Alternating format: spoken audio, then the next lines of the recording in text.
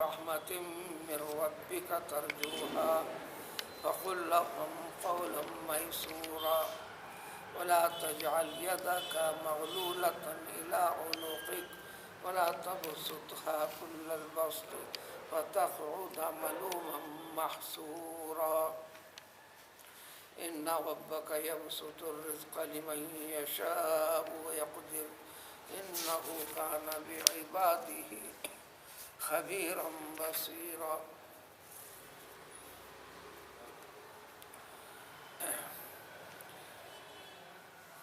ما قبل کی آیتوں میں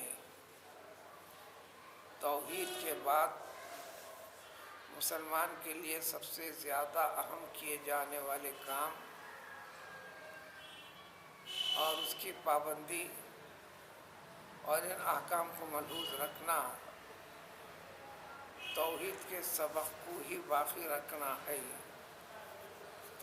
سب سے پہلے درجے میں بات بتا دی گئی تھی کہ ماں باپ کے ساتھ احسان، نیک برتاؤ، اچھا سلوک، مذہب و ملت کے فرق کے بغیر، جس کی تفصیلات گزر گئی۔ یعنی اگر اولاد کہ ماں باپ مسلمان ہوں تو بدرجہ اولا، یا دونوں کے دونوں مسلمان نہ ہوں، یا دونوں میں سے ایک نہ ہو، یعنی مسلمان نہ ہوں، تو ایسی صورت میں بھی ان کی اتباع، فرمانبرداری، خدمت لازم ہے ہر معاملے میں، سوائے دین سے ہٹائے جانے والی چیز ہو تو اس سلسلے میں ان کی بات نہیں مانے جائے گی۔ اس کی تفصیلات کے ذکر کے بعد پھر درجہ دیا گیا عزیز و اقارب کا۔ اس میں سب سے پہلا درجہ وہ عزیز و اقارب جو عصبی ہوں، یعنی وراثت وغیرہ کے جو مستحق ہوتے ہیں، قریب سے قریب ترین لوگ، جیسے مردے کے حق میں ماں باپ یا اولاد وغیرہ، ان تمام کے ساتھ بھی نیک برتاؤ، اور یہ نیک برتاؤ میں مال خرچ کرنے سے تعلق اگر ہے تو بھی پوری طرح ذمہ داری واجب رہے گی۔ پھر اس کے بعد دیگر عزیز و اقارب، پھر اس کے بعد آگے کا درجہ مسکینوں کا، فقیروں کا، یہ ساری وضاحتوں کے بعد اب ایک شکل جو رہ جاتی ہے اس کی وضاحت آج کی آیتوں میں ہے۔ وَإِمَّا تُعْرِضَنَّ عَنْهُمُ ابْتِغَاءَ رَحْمَةٍ مِّن رَّبِّكَ تَرْجُوهَا، یہ تو احکام خداوندی ہے، ذمہ داری ہے۔ اور ایک بات بتائی گئی تھی، جو رشتہ داری قرابت دار رکھتے ہیں، آپ جو ان کو دیتے ہیں یہ ان کا حق ہے، دے دو، ان کا حق نکالو اور دے دو۔ یہ اس صورت میں جب وہ مستحق ہوں، مجبور ہوں، ضرورت مند ہوں، تو ان کی کفالت، ان کی دیکھ بھال، ان کی حاجت روائی یہ ذمے میں لازم ہو جاتی ہے۔ اگر ایسے نہ ہو تو پھر یہ چیز آپ کے اوپر نہیں ہوتی۔ ایک شکل ایک یہ ہے کہ یہ مستحقین تو ہیں،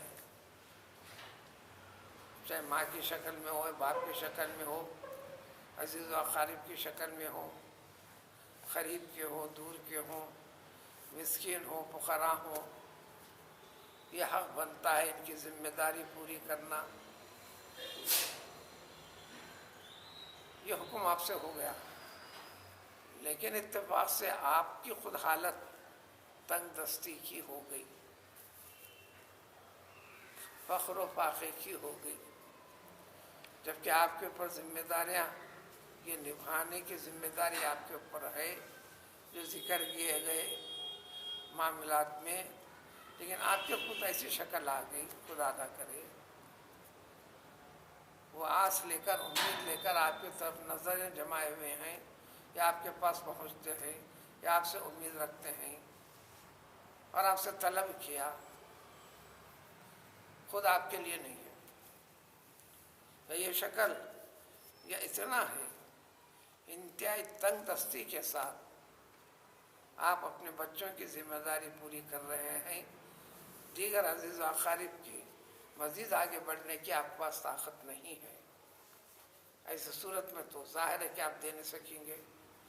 دے نہ سکنے والی کیفیت کو فرماتے ہیں، یا اگر آپ ان سے اعراض کریں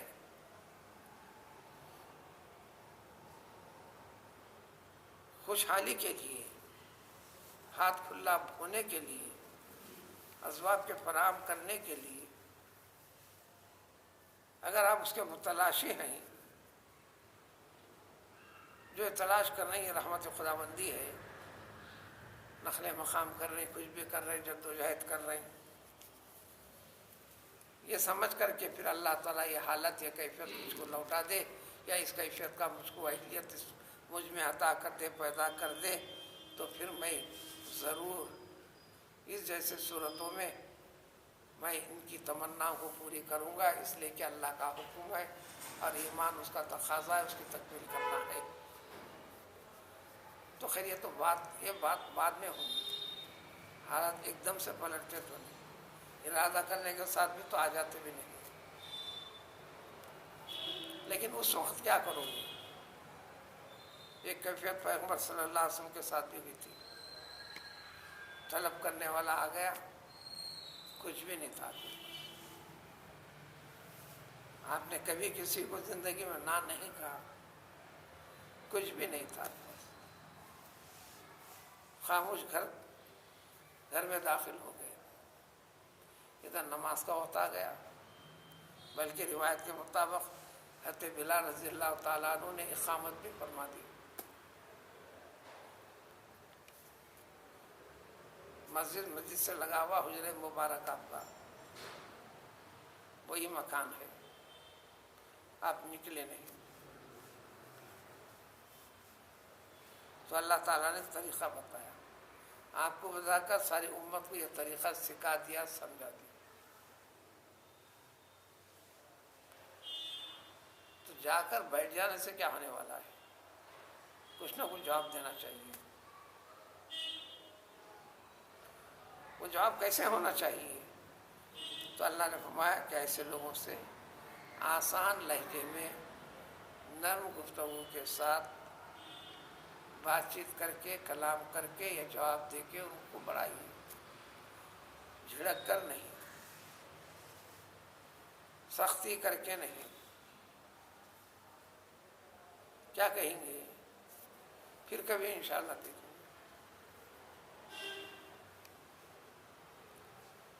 جب ہماری اصطلاح میں معافی چاہتا ہوں، آگے جائیے، یا پھر کبھی آئیے، پیار والا لہجہ، اچھا آسان نرم لہجے کے اندر گفتگو کیجیے، محسوس سہولت والا، آسانی والا طریقہ اختیار کیجیے۔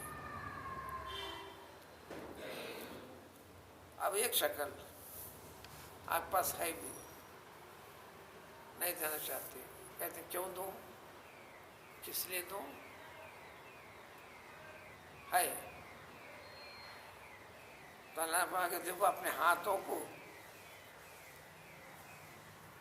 گردن سے ملا کر بند کر کے بھی نہ بیٹھ جاؤ، یہ محاورہ ہے، یعنی انتہائی بخالت سے کام نہ لو،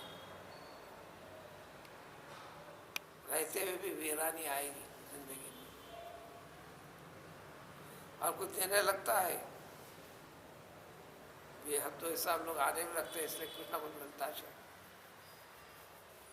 اس میں بھی اسراف سے کام مت لو، احتیاط سے کام لو، ایسا ہے کہ سب کچھ لٹا کر پھر اس کے بعد تم خود مانگنے کے لیے موڈ میں کسی کے پاس ہاتھ دراز کرنے کی شکل میں، یا اپنی نظریں ان کی طرف جمانے کی نوبت آنے نہ پائے۔ اگر یہ شکل کرو گے تو نادم ہو کر بیٹھے رہنا پڑے گا، ندامت والی زندگی گزاریں گے. کیا ندامت والی؟ لوگ کہیں گے آپ بڑے اس کے ساتھ بڑھ چڑھ کے حصہ لیتے تھے، کرتے تھے. اب دیکھیں نادم ہو کر یہ شکل کچھ بھی نہیں کر سکتے، بیٹھ گئے. گری ہوئی نظر لوگوں کے اس میں پیدا ہو جائے گی تمہارے بارے میں. یعنی اپنی زندگی کا، اپنے ضروریات کے زندگی کا اور اس کے تقاضوں کو لحاظ رکھتے ہوئے زندگی میں آگے بڑھو.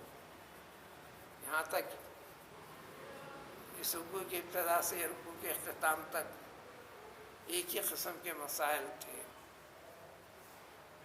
ان تمام کے خلاصے میں فضیلت جو ہے اقربا پروری، جس کو صلہ رحمی کہتے ہیں، عبادتوں میں بڑی عبادت ہے اور انسان کے لیے برکتوں میں سب سے بڑی برکت اس کے 3 فوائد بتائے گئے ہیں. یہ تمہاری عمر، زندگیوں کو بڑھانے والی چیز ہوتی ہے. تمہاری چلنے والی زندگی، گھریلو زندگی میں خیر و برکت پیدا کرنے والی چیز ہوتی ہے. اور تمہارے اسباب کمائی وغیرہ کے جو ہیں اس میں بھی زیادہ پیدا ہونے کا سبب بنتی ہے. یہ 3 بڑے بڑے خوبیاں ہیں دنیا کے اندر خود. پھر آخرت میں تمہارا حساب و کتاب تمہارا رب جو کرے گا، چونکہ تم نے اللہ کے مخلوق کے ساتھ مہربانہ نظر رکھا تھا، اپنی طاقت کے مطابق ان کے ساتھ مہربانی کی تھی. اس ضمن میں یہ اتنی بڑی عبادت ہے کہ تمہارا حساب و کتاب اللہ تعالیٰ آسان کر دیں گے. سختی کے ساتھ کچھ نہیں ہوگی، درگزر کرتے جائیں گے، معاف کرتے جائیں گے. تو گیا جنت میں داخل ہونے کا بھی ذریعہ سبب ہے. تو بات کیا ہوئی؟ عبادت انسان کے بدن سے جڑی ہوئی ہے، انسان کے مال کے ساتھ ہی جڑی ہوئی ہے. بدنی عبادت نماز روزے سے متعلق وضاحت تفصیلات، مال سے متعلق زکوٰۃ سال میں 1 دفعہ کم سے کم ہو تو ہے لازم، اس کے علاوہ بھی مال کے ساتھ جڑی ہوئی. اور اس مال کے مصارف میں، خرچے میں، چاہے زکوٰۃ کی شکل کی ہو، فطری کی شکل کی ہو، چاہے دیگر صدقات و خیرات کی شکل ہو، کسی کی حاجت پوری کرنے کی شکل میں ہو، اس میں سب سے بڑا اور پہلا حق ہے تمہارے اپنے خاندان کے افراد، ماں باپ کو چھوڑ کر. وہ تو فرض ہے، ماں باپ کے اوپر خرچ کرنا فرض ہے، جیسا آپ کو اپنے اوپر سب کرنا فرض ہے. خود کے اوپر، خود کے بچوں کے اوپر جیسا خرچ کرنا لازم ضروری ہے، تو آپ کے والدین ایک ہی ہوئے. اب اس سے ہٹ کر جو ہیں یہ تمام کے تمام اس میں اولاد صدقہ زکوٰۃ میں نہیں آئیں گی، ماں باپ صدقہ و زکوٰۃ والی رقم میں نہیں آئیں گی، اور نہ خود آپ اپنے اوپر آپ کا صدقہ وغیرہ استعمال میں نہیں لیں گے. اس سے ہٹ کر تمہارے قریب سے قریب رشتہ دار، جو بھائی ہو سکتے ہیں، بہن ہو سکتے ہیں، وغیرہ وغیرہ، پھر اس کے بعد درجہ بدرجہ یہ ذمہ داریاں تم پر لاگو ہوا کرتی ہیں. اور اس کو سمجھ کر، حکم سمجھ کر اور ان کی محبت رکھ کر کرنے پر یہ عبادت سب سے بڑی ہے. شرط یہ ہے کہ احسان جتانا نہیں، ریاکاری کر کے بتانا نہیں، میں تمہیں کب اتنے ضروریات کی پوری کیا ہوں، تکمیل کیا ہوں، فلاں کیا ہوں، ارے احسان فراموش، ایسا تصور بھی نہیں لانا. یہ جو سب کچھ کر رہے ہیں آپ کا اپنا کچھ بھی نہیں ہے، اللہ تعالیٰ آپ کو دے کر ان کا رزق آپ کے ہاتھ میں دیا. امانت کو پہنچا دے، سادے سیدھے الفاظ میں امانت کو پہنچا دے، اس کو سمجھ نہیں رہا تھا. احسان جتا دیا، سب ضائع ہو جائے گا، جو نتائج اور فوائد بتائے گئے اس سے محروم ہو جائے گا. اب اگلی آیتوں سے اور چند احکام. ایک انسان دوسرے انسان کی نظر میں، اور پھر دینے سے آپ فقیر بننے والے نہیں، سمجھو غیر معلوم طریقے سے اللہ تعالیٰ تم کو امیر بنانے کے لیے، تمہارے مال وغیرہ میں خیر و برکتیں بھرنے کے لیے تمہارے ساتھ کئی افراد کو جوڑتے ہیں، رشتے کی شکل میں، کبھی اولاد کی شکل میں، کبھی بیوی کی شکل میں، کبھی بھائیوں کی آڑ میں، کبھی بہنوں کی ذمہ داری سنبھالنے کی شکل میں۔ یہ اللہ تعالیٰ کی ایک آزمائش ہے، دراصل تم کو عطا کرنا اور خوب عطا کرنے کا طریقہ ہے۔ سبحان اللہ۔